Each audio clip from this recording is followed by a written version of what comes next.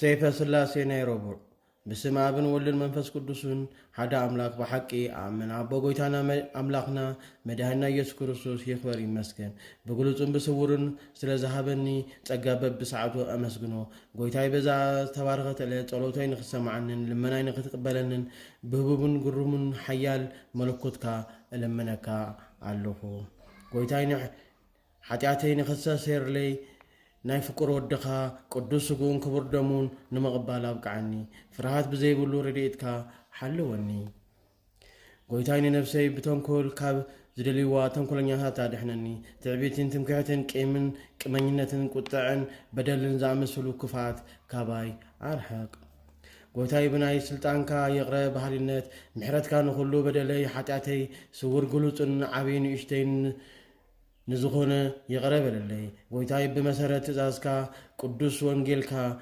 بقودناخا كم زخيد قبرني ويتاي عني باريخا فتون دخان مسكين تنعاقو دخومن إيامو كفاءات لبي سيطان مرببون كاباي عرحق ويتاي تبوك كندز قبركا لي كفوء ملسي ملس كلكا ጸጋ ምሕረትካ ሃብካኒ ኣነ ግና ዳግም በደልኩኻ ካብ ክፋኣተይ ክሳዕ ዝምለስ ተጸቢኻኒ ብሐቀኛ ጎደናውን መሪሕኻኒ ኣነ ግና ካብ ሓጢአተይ ኣይተመለስኩን ሕጂውን ጎይታይ ከም ብዝሒ ሳልኻ ይቕረ ንኽትብለለይ ብክንፊ ረድኤትካ ንኽትስውረንን ቅዱስ ፍቓድካን እልምን ኣሕትን ኣለኹ ጎይታይ ጎደናይ ብሰላምን ድሕነትን ኣቕንዕ ብምሕረትካ ብሳልኻን ካብ ክፉእ ነገር تعالي نصبغ نجار كم زختل جبرني نعاقا خبر مسجانان سجدت يجبا نزل عليهم آمين أبو لنفس قدوس بهلونا حدا بقى ثلاثة يوم أبو لنفس قدوس بأكال ثلاثة بملكوت حدا يوم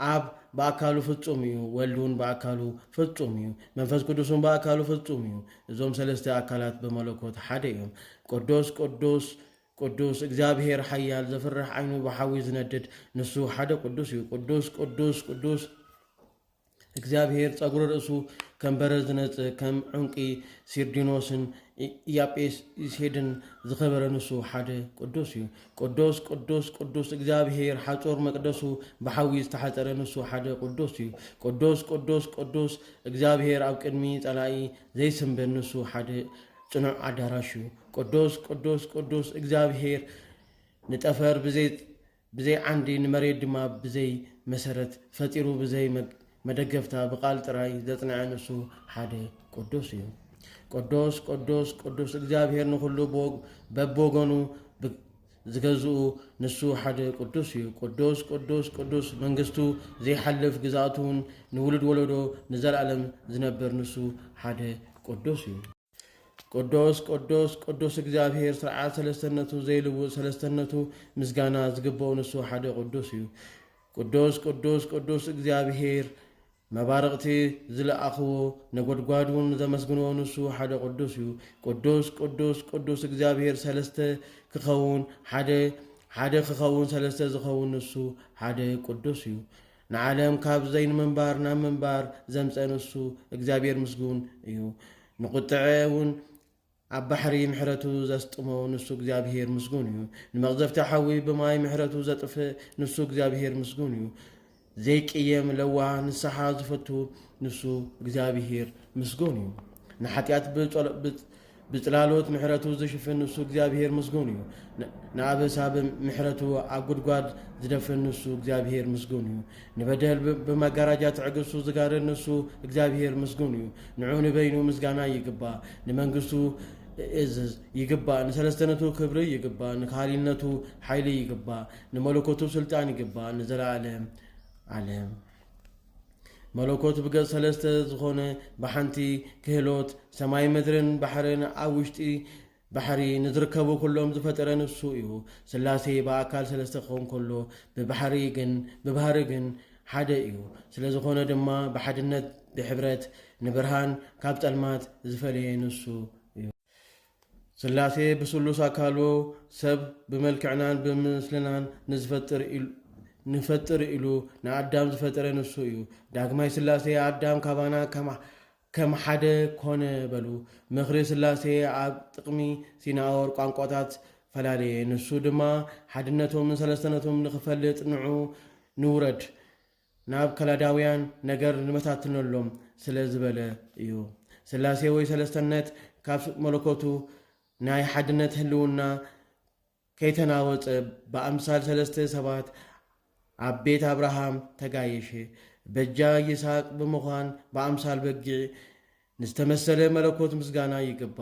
ካብ ኤሳው ናይ ያዕቆብ ስነ ባህሪ ዝሓረየ ከምኡውን ናይ ኣብ ልዕሊ መሰላል ኮይኑ ንዝተገለጸሉ መለኮት ምስጋና ይግባ። ሰዋስው ዝተባህለት ድማ ምስ ብሩህ ፀሓይ ናይ ብርሃን ኣዳራሽ ኣብ ማህፀና ዝተወሰነ ኣምሳል ቅድስቲ ድንግል ማርያም እዩ። ንዓ ብሰማይ ምድርን ብባሕርን ብቃልያትን ብኣገልግሎትን ምስጋና ይግባ ንዘለዓለም ዓለም ኣሚን። ዳግም እውን ጎህ ክሳብ ዝቐድር ነዚ ዝተሓረየ ሰብ ያዕቆብ ብኣምሳል ጎበዝ ሰብ ዝተገለጸ ብመለኮት ምስጋና ይግባ። በዚ ግዜ እዚ ምስጢረ ትስብኢቱ ክከራኸሮ እንከሎ ሰብ ኣምላኽ ሰብ ብምዃን ምስጢር ኣብ መንጎ ሰብን እግዚኣብሔርን ዕድል ኣጋጢምካ ክብል ኣመላኸቶ። ነዚ ቃል መሰረት ብምግባር ድማ ኣብ ወንጌል ከም ዝተነገረ ወልዲ እግዚኣብሔር ወዲ ሰብ ተባሂሉ እዩ እሞ ብዘይካ ሓጢኣት ኩሉ ፈጸመ። ብዕዳ ይሁዳ እጓለ ኣንበሳ ተባሂሉ ዝተሰየመ መለኮት ምስጋና ይግባእ። ካብ ውሽጢ ዮሴፍ ዝተፈለየ መለኮት ምስጋና ይግባእ። ብዓብይ ሓይሊ ብጽኑዕ ቅልጽም ን12 ነገደ እስራኤል ካብ ባርነት ነፃ ዘውፅእ መለኮት ምስጋና ይግባእ። ነገሩ ኣብ ኣሕዛብ ብሓይለይ ብሓድነተይ ይተኣማመኑ ሓቂ እውን ብኡ ጸኒዓ ትነብር ኢሉ ከም ዝተዛረበ መዝራዕቲ ዝተባሃለ ድማ ንኣብ ሓደ ወዱ ዝኾነ ወልድ እዩ። ዕንጨይቲ ከይነደደ ኣብ ልዕሊ ዕንጨይቲ ብዘርአ ኣምሳል ነደ እሳት ንሙሴ ዝተገለጸሉ መልአክ እግዚኣብሔር ምስጋና ይግባእ። ዕፀ ጳጦስ ዝተባሃለት ድንግል ማርያም ክትከውን ከላ መልአክ ዝተባሃለ ድማ ወልድ እግዚኣብሔር እዩ። ወልድ ኣብ ንሱ ፍጹም እሳት ዝኾነ ናይ ኣምላኽነት ባህሪ ዘለዎ ኣብ ልዕሊ ሓሪር ግምጃ ተዋህዶ ዘብርህ ንፍጹም ጽሩይን ብርሃንን እዩ። ወልዲ ህፃን ብምባል ካብ ናይ ባህሪ ኣቦ እግዚኣብሔር ኣብን ካብ ናይ ባህሪ ህይወቱ እግዚኣብሔር መንፈስ ቅዱስ ኣይንእስን። ኣብ ብፍጹም ኣካሉ እግዚኣብሔር እዩ። ናይ እግዚኣብሔር ቃል ኣቦ እዩ እሞ ቃሉ ሓዊ ነበልባል እዩ። ኣብ ኣቦ ብምዃኑ ካብ ናይ ባህሪ ወዱ እግዚኣብሔር ወልድ ካብ ናይ ባህሪ ህይወቱ እግዚኣብሔር መንፈስ ቅዱስ ኣይበልፅን። መንፈስ ቅዱስ ድማ እግዚኣብሔር እዩ፣ ፍጹም ሓዊ እዩ። ምስ ኣብን ወልድን ብኣገዛዝኣ ሓደ ብስልጣን ትክክል እዩ። እዞም ኣጋዝእቲ ብገጽ ሰለስተነት ብፍቓድ ሓደ እዮም። ብመለኮትን ብኩሉ ስነ ባህሪ ፍጻሜ ፍልሊ የብሎምን። ንሳቶም ሓደ ኣምላክ ስለ ዝኾኑ ዳግማይ ምስ ካልኦት ካልኣይ ምስ ሳልሳይ ከይተፈለየ ብመለኮት ሓደ እዩ። ህልውና ኣብ ምስ ወልድን መንፈስ ቅዱስን ሓደ እዩ። ህልውና ወልድን ምስ ኣብን መንፈስ ቅዱስን ሓደ እዩ። ህልውና መንፈስ ቅዱስን ምስ ኣብን ወልድን ሓደ እዩ። ናይ ኣብ መንግስቲ ምስ ወልድን መንፈስ ቅዱስን ትክክል እዩ። ናይ ወልድ መንግስት ምስ ኣብን መንፈስ ቅዱስን ትክክል እዩ። ናይ መንፈስ ቅዱስ መንግስት ምስ ኣብን ወልድን ትክክል እዩ። ናይ ኣብ ግዛኣት ምስ ወልድን መንፈስ ቅዱስን ሓደ እዩ። ናይ ወልድ ግዛኣት ምስ ኣብን መንፈስ ቅዱስን ሓደ እዩ። ናይ መንፈስ ቅዱስ ግዛኣት ምስ ኣብን ወልድን ሓደ እዩ። ናይ ኣብ ስልጣን ካብ ወልድን መንፈስ ቅዱስ ስልጣን ኣይፍለን። ናይ ወልድ ስልጣን ካብ ናይ ኣብን መንፈስ ቅዱስ ስልጣን ፍልሊ የብሉን። ናይ መንፈስ ቅዱስ ናይ ስልጣን ካብ ናይ ኣብ ወልድን ስልጣን ፈጺሙ ኣይፍለን። ናይ ኣብ ባህሪ ምስ ናይ ወልድን መንፈስ ቅዱስን ባህሪ ሓደ እዩ። ናይ ወልድ ባህሪ ምስ ናይ ኣብን መንፈስ ቅዱስን ባህሪ ሓደ እዩ። ናይ መንፈስ ቅዱስ ባህሪ ምስ ናይ ኣብን ወልድን ባህሪ ሓደ እዩ። በዚ ናይ ስላሴ ሓድነት ስሉስ ቅዱስ ስለ ሰለስተነቶም ኢሎም በብግዚኡ በብሰዓቱን ንኩሉ ግዜ ብፍጹም ይቕረ ክብሉለይ እምህፀን ነብሰይ ስጋይን ሓደራ ናባኹም የማዕቐብ ኣለኹ። ናይ ኣብን ወልድን መንፈስ ቅዱስን ይቕሬቶም ሃብቲ ረድኤቶም ምስ ኩልና ህዝበ ክርስቲያን ንዘላለም ጸኒዑ ይንበር። ተኣምርናይ ረቡዕ ናይ ኣብን ወልድን መንፈስ ቅዱስን ተኣምራቶም እዚ እዩ። የቕሬቶም ሓይሊ ረድኤቶም ምሳና ይሃሉና ዓለም ዓለም ኣሚን። ሓደ መዓልቲ ኣብ ወልድ መንፈስ ቅዱስ ኣብ ውሽጢ ገጸ ኣርያም ኣተዉ።